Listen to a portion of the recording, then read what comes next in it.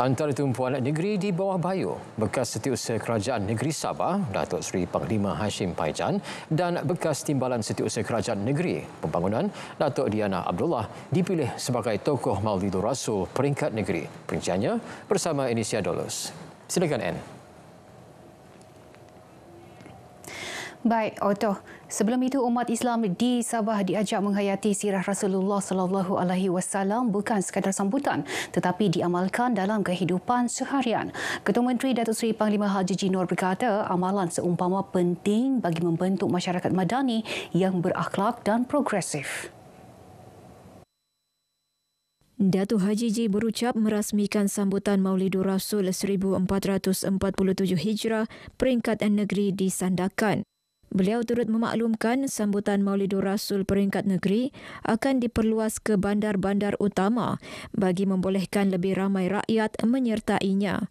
Dalam pada itu, Datuk Haji Ji berkata, pembinaan Pusat Islam Sandakan yang diilhamkan oleh Yang di-Pertuan Negeri Tun Musa Aman pada 2017 dijangka menjadi mercu tanda baharu dan mengangkat syiar Islam di negeri ini. Bekas Setiausaha Kerajaan Negeri Datuk Seri Panglima Hashim Paijan dan bekas Timbalan Setiausaha Kerajaan Negeri Pentadbiran Datuk Diana Abdullah dinobat sebagai tokoh Maulidur Rasul Sabah tahun ini. Turut disampaikan hadiah bagi pertandingan spanduk dan kontingen terbaik. 113 kontingen dengan lebih 15,000 peserta mengambil bahagian dalam sambutan ini. Majlis turut diserikan dengan penceramah dan qori dari negara jiran Indonesia. Sementara itu, malam tadi Ketua Menteri menyertai majlis tahlil dan doa selamat sempena sambutan Maulidur Rasul peringkat negeri di Masjid Daerah Sandakan. Majlis Agama Islam Sabah Muiz menerbitkan buletin Misbah Al-Islam tahun ini. Ia menjadi medium dakwah tarbiyah untuk memperkukuh akidah dan syiar Islam. Exco Agama dan Pendidikan Sabah, Datuk Dr. Muhammad Arifin Muhammad Arif berkata, buletin ini menjadi wadah komunikasi Muiz dalam menyampaikan dasar, aktiviti dan pengurusan hal ehwal Islam. Majalah ini boleh dijadikan salah satu wadah untuk mempertajamkan ilmu pengetahuan, mempertajamkan kepekaan kita terhadap nilai-nilai kasih sayang. Seperti mana yang dalam kandungan ini antaranya adalah tafsir, mudah untuk kita mengetahui berhubung huraian Al-Quran, hadis, akidah, syariah dan sebagainya. Dan saya berharap majalah ini atau bulletin ini boleh mendapat nasihat daripada saya bersama Mufti.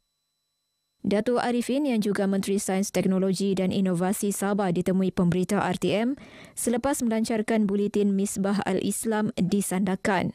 Buletin ini diedar secara percuma ke perpustakaan, masjid, surau, sekolah dan institusi pendidikan termasuk melalui teknologi AI. Muiz juga akan mengaktifkan semula majalah Sautul Islam dan Hikmah.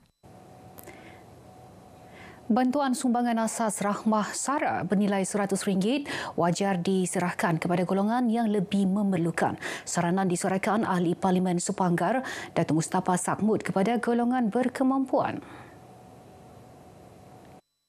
Datuk Mustafa yang juga Timbalan Menteri Pendidikan Tinggi berkata, beliau sendiri menyerahkan bantuan itu kepada keluarga yang memerlukan. Daripada kita mempertikaikan usaha murni yang dibuat oleh Yang Amat Berhormat Perdana Menteri ini, baik kita mengambil peluang ini untuk menambah amal jariah kita, untuk menambah pahala kita dengan menyumbang kepada orang-orang yang lebih memerlukan. Datuk Mustafa yang juga pengerusi Majlis Pimpinan Negeri PKR Sabah turut menyarankan agar semua pemimpin PKR Negeri mengambil tindakan sama. Untuk menderma, pemilik kad pengenalan perlu membeli barangan asas sebelum diserahkan kepada golongan sasar.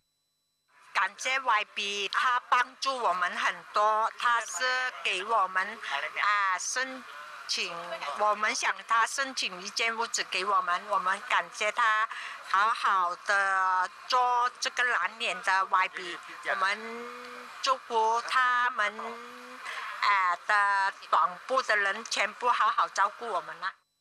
Bantuan SARA berjumlah RM100 secara sekali beri mula disalurkan pada 31 Ogos lepas melalui MyCard. Sementara itu, orang ramai melahirkan rasa syukur dengan penyaluran bantuan SARA RM100. Penebusan melalui MyKad memudahkan urusan mereka membeli barangan keperluan. Tinjauan RTM di salah sebuah pusat beli belah di Penampang mendapati sistem MyKasih beroperasi dengan lancar. Betul-betul saya bersyukurlah.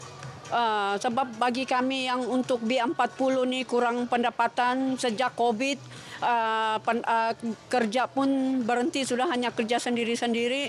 Syukurlah ada bantuan dapur macam ni lah.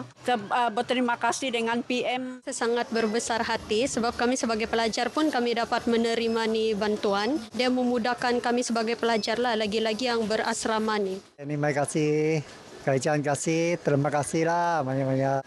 Kami kurang tak payah pakai menyalui lah. Okay, terima kasih. Selain membantu rakyat, bantuan sekali beri ini membolehkan rakyat berbelanja barangan keperluan asas yang disenaraikan di premis-premis berdaftar melalui MyKasih Foundation. 462 penduduk di daerah Suk menerima geran tanah masing-masing. Ia meliputi 224 penerima pengeluaran hak milik dan 238 penerima pengeluaran biasa. Turut menerima geran 86 peserta skim Safoda di Karamatoi. Secara keseluruhan, sejak 2015 hingga 2017, lebih 1,000 penerima di kawasan tersebut mendapat manfaat. Penyampaian disempurnakan Adun Suk, Dato' Elron Angin di Dewan Masyarakat Suk. Dan saya dipahamkan ada lagi permohonan-permohonan tanah yang sudah diluluskan dan mungkin dalam masa 3 atau 4 bulan kita akan dapat lagi geran-geran tanah ya daripada 2011 hingga 2017 dan 2020 hingga 2018 hingga 2025. Penerima geran menzahirkan rasa syukur atas pemberian geran ini yang disifatkan bukti keprihatinan kerajaan. Masa depan untuk anak-anak cucu lah. Dan bersyukur buat kerajaan Sabah bagi ini peluang lah. Setelah berapa tahun dah tunggu dan saya terima kasih lah yang tidak terhingga kepada kerajaan Sabah. Akhirnya ada sudah Ketua Menteri lah yang ngurus semua jabatan tanah ukur. Akhirnya dapat juga nama saya. Syukurlah kami dari 2011 lagi kami tunggu dan sekarang berapa tahun sudah kami tunggu. Syukur kami ada dapatlah itu garan sekarang. Terima kasih juga pemimpin menteri kita lah. Berbanyak terima kasih kepada WB Dato' Elron karena telah dan juga kepada kerajaan negeri karena telah berusaha untuk mendapatkan garan-garan tanah kami. Sabah FC masih menyasarkan kedudukan 5 terbaik dalam saingan Liga Super musim ini.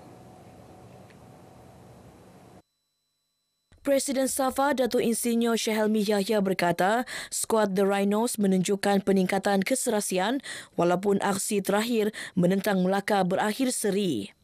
Beliau berucap ketika menghadiri program Meet and Greet Sabah FC di Ibu Negeri.